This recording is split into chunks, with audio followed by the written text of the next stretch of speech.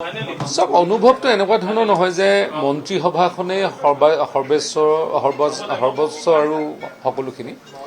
ইয়াতে মাননীয় মুখ্যমন্ত্ৰী ডাঙৰীয়াই অতিৰিক্ত দায়িত্ব দিছে আৰু মই আগতেও কৈছোঁ আমাৰ ভাৰতীয় জনতা পাৰ্টীৰ আমাৰ বিধায়িনী দল সদায় শক্তিশালী মন্ত্ৰী হোৱাটো এটা অতিৰিক্ত দায়িত্ব আৰু বিশেষকৈ আমি ৰাজ্যখনৰ কাৰণে কাম কৰাৰ কাৰণে মাননীয় মুখ্যমন্ত্ৰী ডাঙৰীয়াই যি উপযুক্ত বুলি ভাবি দায়িত্ব দিছে দলৰ সভাপতিয়ে যি উপযুক্ত বুলি ভাবি দায়িত্ব দিছে আৰু আমাৰ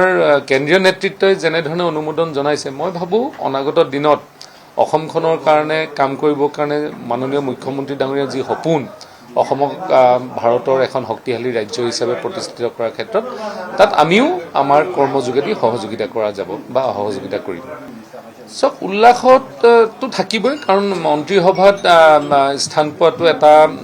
বিশেষকৈ 102জনৰ মাজত আৰু আমাতকৈও যথেষ্ট অভিজ্ঞ বিধায়ক আছে যথেষ্ট জ্যেষ্ঠ আছে তথাপিও যিহেতু দায়িত্ব দিছে দলে আৰু মাননীয় মুখ্যমন্ত্ৰী ডাঙৰীয়াই কাইলৈ শপত গ্ৰহণ অনুষ্ঠান তাৰপিছত দায়িত্ব আৰু দায়িত্ব লৈ অসমখনৰ উন্নয়নৰ পক্ষে বা অসমক আগুৱাই নিয়াৰ ক্ষেত্ৰত কাম কৰি যাব লাগিব চব তেনেকুৱা ধৰণৰ কোনো নাথাকে আমাৰ ইয়াত সকলোৱে মিলি লৈ এখন কেবিনেটে সমন্বয়েৰে অসমখনৰ কাৰণে সিদ্ধান্ত লৈ কাম কৰে ইয়াতে দফতৰৰ কথাটো বিশেষকৈ গুৰুত্ব নাথাকে যি দায়িত্ব দিয়ে তেনেধৰণৰ দায়িত্ব লৈ পেলাই কাম কৰি যাবৰ কাৰণে মাননীয় মুখ্যমন্ত্ৰী ডাঙৰীয়াৰ যি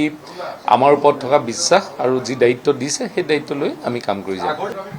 চক মুখ্যমন্ত্ৰী ডাঙৰীয়াই সুন্দৰভাৱে বিধায়ক আৰু মন্ত্ৰী সকলোকে সমন্বয় ভাৱেৰে আগবঢ়াই নিয়াৰ এটা প্ৰক্ৰিয়া যোৱা 5টা বছৰ আমি দেখিলোঁ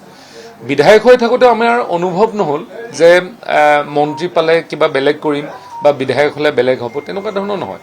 সকলোৱে নিজৰ নিজৰ সমষ্টি ভিত্তিক কাম কাজবিলাক কৰা হয় বিশেষকৈ ইয়াতে গাৰ্জেন মিনিষ্টাৰৰ যোগেদি জিলাখনৰ উন্নয়ন কৰা হয় আৰু সমভাৱে সকলো বিধায়কক সমানভাৱে আগুৱাই নিয়াৰ এটা প্ৰক্ৰিয়াত ব্যৱস্থাপনা তেওঁ কৰি থৈছে মই ভাবোঁ মন্ত্ৰিত্বটো হ'ল এটা অতিৰিক্ত এটা চৰকাৰী দায়িত্ব কিন্তু সকলো বিধায়কক একেলগে লৈ মাননীয় মুখ্যমন্ত্ৰী ডাঙৰ যি সুন্দৰভাৱে পৰিচালনা কৰি আগবঢ়াই লৈ গৈছে এইবাৰো সেই তেনেধৰণে 102জন আমাৰ বিধায়ক সংখ্যা NDA সকলোকে আগবঢ়াই লৈ যোৱাৰ কাৰণে মাননীয় মুখ্যমন্ত্ৰী ডাঙৰীয়াই সকলো মন্ত্ৰীৰ যোগেদি নিশ্চিতভাৱে কাম কৰি আগবঢ়াই লৈ যাব চব দায়িত্ব হিচাপে জীৱনত প্ৰথমবাৰৰ কাৰণে মন্ত্ৰিত্বৰ দায়িত্ব কিন্তু মন্ত্ৰীসভাখনৰ লগত একেলগে কাম কৰা সৌভাগ্য বহুদিনৰ পৰাই ঘটিছিলে আৰু ইয়াত মই আগেও কৈছোঁ যে মন্ত্ৰী আৰু বিধায়কৰ লগত ইয়াত বিশেষ পাৰ্থক্য নাই মন্ত্ৰীজনৰ অতিৰিক্তভাৱে এটা বিভাগৰ দায়িত্ব থাকে আৰু বিধায়ক হিচাপে নিজৰ সমষ্টি আৰু মন্ত্ৰী হিচাপে সকলোৰে বিধায়কৰ কাম কাজবিলাক কৰি লৈ যোৱাটোৱে মাননীয় মুখ্যমন্ত্ৰী ডাঙৰীয়াই সুন্দৰভাৱে পৰিচালনা কৰা এটা ব্যৱস্থা এই ব্যৱস্থাত সকলোৱে নিজৰ নিজৰ কাম কৰি যাব আৰু নিশ্চিতভাৱে অনাগত দিনত মাননীয় মুখ্যমন্ত্ৰী ডাঙৰীয়াৰ যি প্ৰতিজ্ঞা যে অসমক আগুৱাই লৈ যোৱাৰ ক্ষেত্ৰত উন্নত ৰাজ্যৰ ক্ষেত্ৰত সেই ক্ষেত্ৰত সকলোখিনি মন্ত্ৰী আৰু সকলোখিনি বিধায়ক সাংসদ সকলোৱে মিলি আমি কাম কৰি যাব লাগিব একেলগে চক মই অনুভৱ কৰোঁ যে এখন দক্ষ মন্ত্ৰীসভাৰ লগতে এখন দক্ষ এইবাৰ বিধায়িনী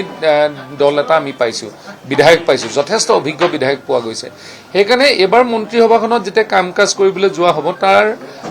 সামন্তৰালভাৱে বিধায়কসকলে কৰা কথাবিলাক বা আমাৰ বিধায়িনী দলত হোৱা আলোচনাবিলাক কেবিনেট পৰ্যায়ত মাননীয় মুখ্যমন্ত্ৰী ডাঙৰীয়াই লোৱা সিদ্ধান্তবিলাক সকলোকে মিলাই লৈ একেলগে আমি কাম কৰি যোৱাৰ এটা পৰিৱেশ হ'ব আৰু ইয়াত সকলোৱে মিলি এটা কাম কৰা এটা পৰিৱেশ আৰু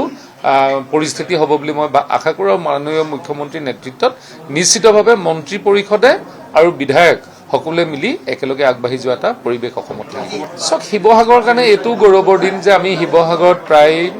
20 বছৰ মূৰত আমি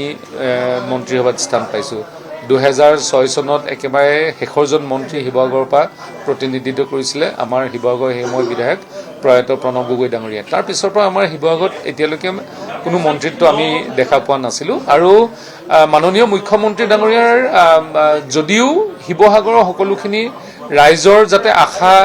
আমি আগবঢ়াই লৈ যাব পাৰোঁ শিৱসাগৰখনৰ যাতে আমি আগুৱাই লৈ যাব পাৰোঁ অসমখনৰ লগতে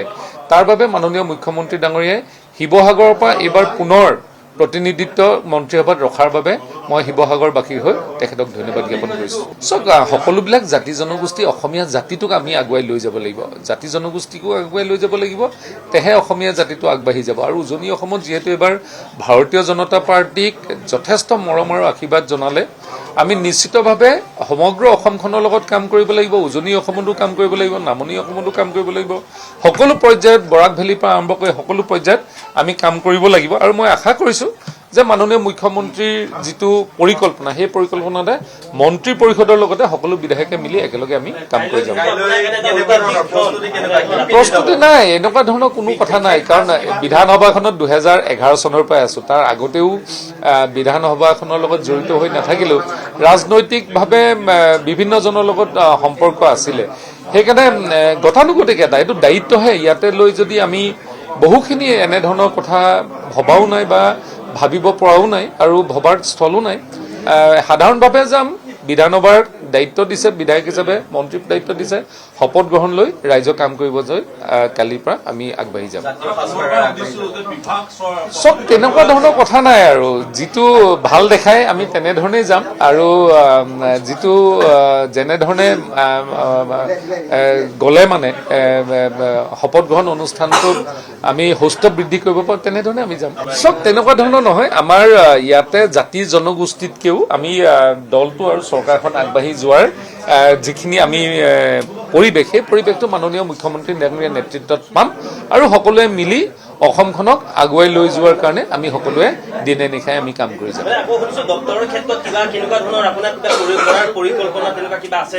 তেনেকুৱা ধৰণৰ পৰিকল্পনাই আমি কেতিয়াও ৰাজনীতি নকৰোঁ। মন্ত্ৰী হ'বৰ কাৰণেও আমি ৰাজনীতি কেতিয়াও কৰা নাছিলোঁ। আমি অকল উন্নয়ন, নিজৰ সমষ্টিৰ উন্নয়ন আৰু অসমখনৰ উন্নয়নৰ লগত সহযোগিতা কৰাৰ যোগেদি যেনেধৰণে আমি আগবাঢ়িম, আমি তেনেধৰণে আমি আশা কৰিছোঁ যে আমি অসমখনক ৰাইজৰ কাৰণে আমি মাননীয় মুখ্যমন্ত্ৰী ডাঙৰীয়াৰ নেতৃত্বত কাম কৰি যাম।